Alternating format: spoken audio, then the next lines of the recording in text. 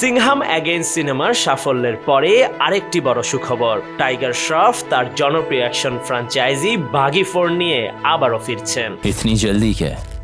अभी तो मैंने स्टार्ट किया। তবে এবার একটু ভিন্ন আঙ্গিকে, হাতে একটি ছুরি, আরেক হাতে মদের বোতল, ঠোঁটে সিগারেট আর চারপাশে রক্তগঙ্গা। এই অন্ধকার অভ্যন্তরীণ অবতারেই দেখা গেল তাকে, আর কোথায়? টয়লেট সিটে বসে। সোমবার সকালে টাইগারের এই নতুন লুকের সাথে সোশ্যাল মিডিয়ায় উঠল তোলপাড়। তার ক্যাপশনে লেখা ছিল, একটি অন্ধকার আত্মা, একটি রক্তাক্ত মিশন। এবার সে আগের মতো নেই।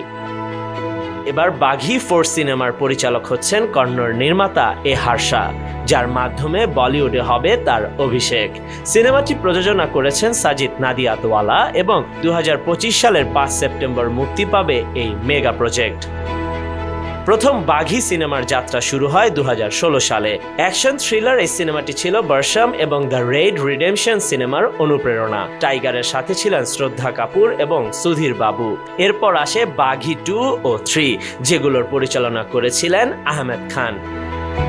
টাইগারের একের পর এক সফল cinema War, Student of the Year 2, Munna Michael, Ganapath এবং সর্বশেষ সিংহাম অ্যাগেইন, এইসব সিনেমার মাধ্যমে তিনি নিজেকে একটি শক্তিশালী অবস্থান তৈরি করেছেন বলিউডে। এইবার টাইগারের এই নতুন অবতারের সাথে বাঘি 4 হবে একেবারে অন্যরকম। নতুন অন্ধকার মিশন, নতুন চ্যালেঞ্জ। আর আপনি প্রস্তুত তো? 2025-এ অপেক্ষা করুন নতুন এক অ্যাকশন থ্রিলারের জন্য। Khandakar Ishtiaq, news now 24।